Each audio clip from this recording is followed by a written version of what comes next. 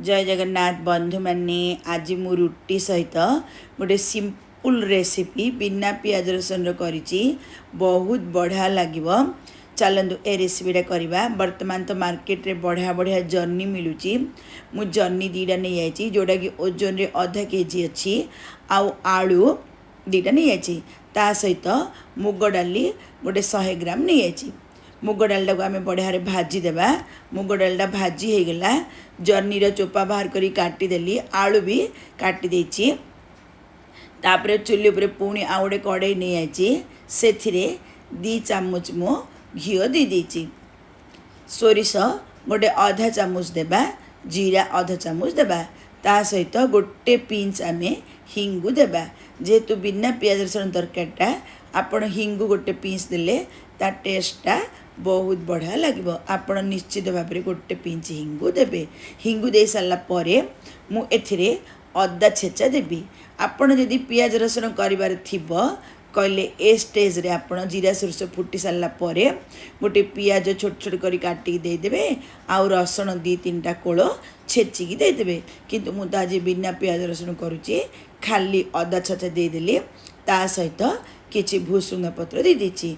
अदा टिके समय आम भाजीदेवा। जदि ए रेसिपीटा भल लगे लाइक करंतु, सांग माने शेयर करंतु, मते कमेंट करिया पे जम्मा भूलिबेनी। मु बहुत छोट टमाटो गोटे रफली काटी से दे देछि। टमाटो टिके समय आम भाजीदेवा। टमाटोटा भाजी हो गला। तापर मु सेथिरे पानी गोटे आधा लिटर रु 700 ml पर्यंत देदेली। मुग डाली को भल भाव धोईकी से दे देछि। जन्नी आलू टिके बड़ बड़ साइज रो मु काटिछि। जन्नी आलू को भी भल भाव धोई देछि से देदेबा। जन्नी आलू दे सारा पर आम एथिरे हलदी गुंड गोटे पाउ चामच देबा। आपण कौनसी अधिक मसला दियंतुनी भल लागिवनी। लंका गुंड मु गोटे चामच दे देछि। गरम मसला गुंड भी गोटे पाउ चामच दे देछि। आपण चाहिले कंचा लंका 3-4टा दे पारिबे। मु किंतु गोटे कंचा लंका ही दे देछि। ता सहित स्वाद अनुसार लूण दे देली। कभर करिकी आकु आम मीडियम फ्लेम रे गोटे 10 मिनट बसई देबा। कहले बढ़िया रे सीझी जीव। नहले आपण स्लो फ्लेम रे बसैले भी हम। आपको आप भात सहित रुटी सहित पट्टा सहित जहाँ सहित भी खाऊँ खाँतु बहुत बढ़िया लगे। बिना पियाज रसुन दिन मानक एमती करूँ घर लोक बहुत खुशी रे खाइबे। देखो 10 मिनट हो गला। मु कभरटा बाहर करके देखुची। आपण मैंने जानीपे जे बर्तमान आम तरकारीटा सीझिनी।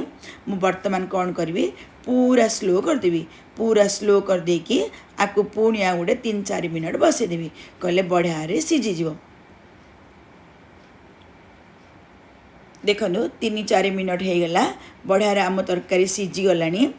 एथिरे मु किछि नड़िया कोर देदेवी। आउ घी गोटे आधा चामच देकी धनिया पत्र टिके गार्निश करदेवी। आपण नड़िया कोर थिले दियंतु, नथिले न दियंतु, किछि असुविधा नहीं। किंतु नड़िया कोर देले बहुत बढ़िया टेस्ट लागिवो। जदि यूट्यूब रे नुआ देखुए मो साइड थे बेल आइकन दबाई दिंतु। चैनल सब्सक्राइब हो। फेसबुक रे देखुले फॉलो बटन दबाई अनुरोध रहा। आपण पाखे जदि धनिया पत्र नथिबो धनिया टिके दरदरा छेचिकी भी दे दिंतु। देखो आम तरकारी रेडी। एपरी बिना पियाज रसुन करंतु, एंजॉय करंतु। भल लगे निश्चित भाव शेयर करेंगे। आमर बिना पियाज रसुन सुआदिया तरकारी रुटी सहित भात सहित पट्टा सहित खाइबा रेडी। आपण एपरी करंतु, एंजॉय करंतु। कर सारा पर निश्चित भाव कमेंट करेंगे।